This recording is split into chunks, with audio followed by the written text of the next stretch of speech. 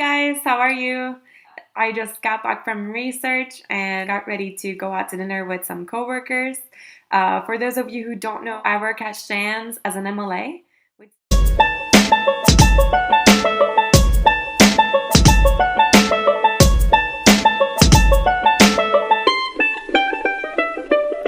And the coworkers I'll be having dinner with, their names are OG, who's also a medical lab assistant but is in training to become a medical technologist.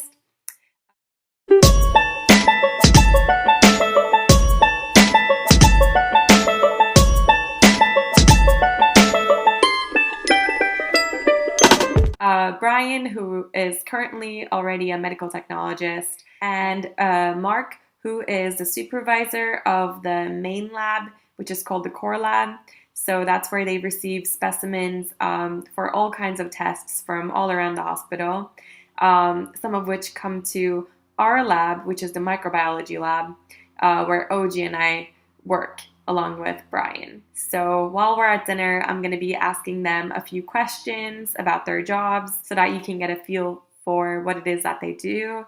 And hopefully it'll be useful to you, especially if you're considering a job in the field of medicine, but you don't really know what it is yet.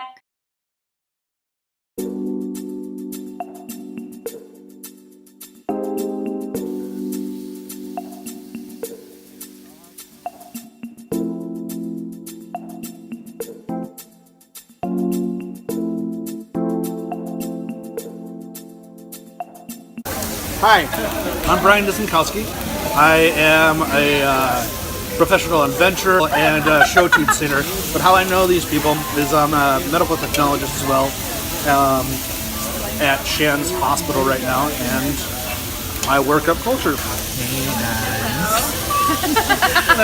guys, I am technical supervisor in the core lab, but on the other side of micro. So I just work with y'all directly, or not directly, but just, help each other out. OG. I'm a medical lab assistant, and like she said, my name is OG. All right, Brian, what do you like most about your job? I like working with the people that I generally work with. Med techs and lab people are an odd bunch, and I'm an odd person too, so it's good to know that there's more of me out there. What about you, Mark? I like the fast-paced environment and the fact that it's different every day. You face a different challenge every day. What about you, OG? I like the fact that even though there's the norm, and then there's things that are outside of the norm. I love when we get one or two specimens that are like, what is that? And I love the critical thinking aspect of it, because no matter what, you always gotta think. That's true.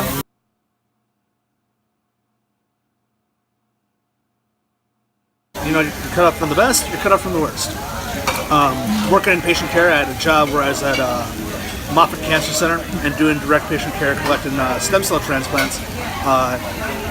Amazing job, and some days were just phenomenal, where you get to see some people just walk out, or the first person that you collected stem cells come up to you and say, I know you, I was your first patient, but you don't recognize them because now they have hair and they're healthy and they beat it.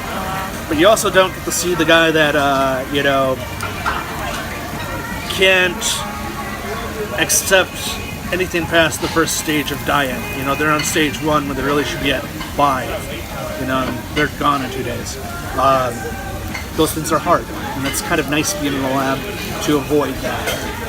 I definitely have to agree. I have a hard time dealing with death, and even whether I know the person or not, it's just something I have trouble with wrapping my head around. So I like that in the lab. I mean, we do as much as we can to improve the patient's life or give them a long life, and I don't have that pressure of like, oh my gosh, I know this patient's like right here and in front of me, that at least I can do my job effectively.